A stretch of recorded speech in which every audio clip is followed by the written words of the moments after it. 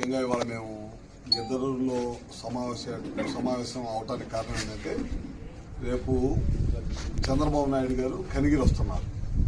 రా కథలరా అనే కార్యక్రమం ద్వారా ప్రజల్లోకి మళ్ళీ వెళ్ళడం జరుగుతుందన్నమాట. దాని ఉద్దేశంగా రాష్ట్రం మొత్తమైన ముందు ప్రకాశం జిల్లాలో గిద్దలూరు కాన్స్టిట్యున్సీ నుంచి బిగిన్ చేయాలనుకుంటున్నారు పార్లమెంట్ పరిధిలో.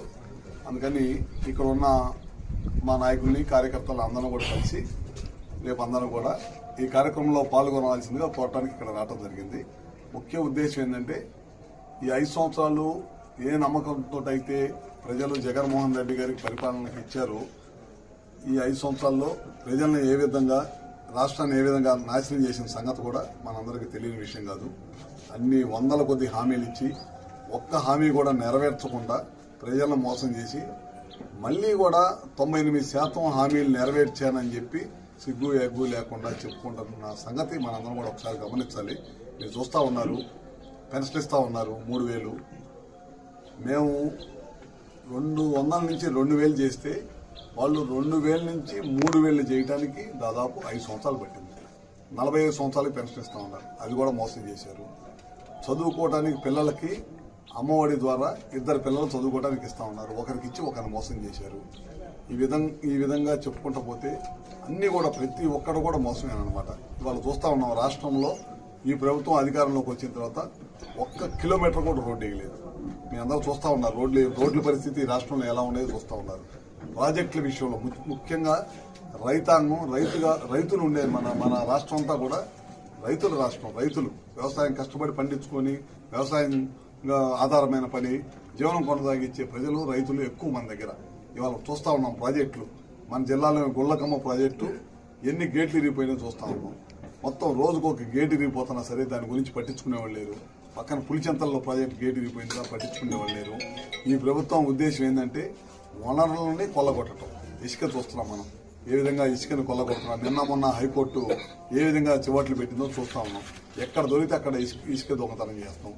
నాసి రకమైన మద్యాన్ని ప్రజల్లోకి తీసుకురావటం, ప్రజల ఆరోగ్యాన్ని జరగొట్టడం, ఇలా చూస్తా పోతుంటే 1 కాదు 2 కాదు. ఇవాళ హాస్పిటల్లో కూడా చేతులు ఎత్తే పరిస్థితి వచ్చింది. మేము ఆరోగ్యశ్రీలో చేయలేమని చెప్పి చేతులు ఎత్తే పరిస్థితి వచ్చింది. ఇవాళ ఆరోగ్యశ్రీ కూడా అనారోగ్యం పట్టించారు. ఒక్క సీఎం రిలీఫ్ ఫండ్ ఒక్కరు కూడా సీఎం రిలీఫ్ ఫండ్ ఇచ్చిన పాపాన్ని ఈ ప్రభుత్వం లేదనమాట. 1 కాదు 2 కాదు.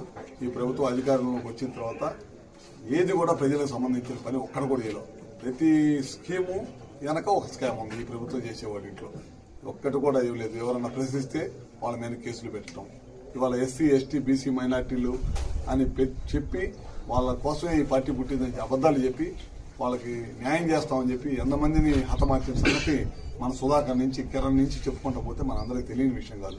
ప్రశ్నిస్తే అంతం చేయటం 1 కాదు 2 కాదు. ఈ ప్రభుత్వం చేసే అన్ని కూడా దుర్మార్గపు ఆలోచనలు, దుర్మార్గపు పనులు. అందుకని రేపటి నుంచి చంద్రబాబు నాయుడు గారిని అరెస్ట్ చేసినా సరే ఏ విధంగా ప్రజలు అండగా ఉండి బయటకు వచ్చిన దాకా ఏ విధంగా అండగా ఉన్నారో మనం తెలియదు కాదు. తెలుగుదేశం పార్టీ కార్యకర్తల బలమేంటో రేపు ఎలక్షన్లో చూపిస్తారు. ఈ ప్రభుత్వం ఏదైతే చేసిందో అన్నింటిలో కూడా ప్రజల్లో ఎండగట్టి చంద్రబాబు నాయుడు గారు రాబోయే రోజుల్లో ప్రజలు కూడా ఆలోచించాలి. ఏ ప్రభుత్వం అధికారంలో ఉంటే 10 మంది ప్రజలకు మేలు జరిగిందో అనేది ఒకసారి ప్రజలు కూడా ఆలోచించి అలాంటి ప్రభుత్వం స్వర్గీయ నందమూరి తారక రామారావు గారి దగ్గర నుంచి ఇవాళ దాకా చూస్తే చంద్రబాబు నాయుడు గారు, ఎన్టీఆర్ గారు, తెలుగుదేశం ప్రభుత్వం తప్పక మరే ప్రభుత్వం లేదని చెప్పడంలో ఏమాత్రం సందేహం లేదు.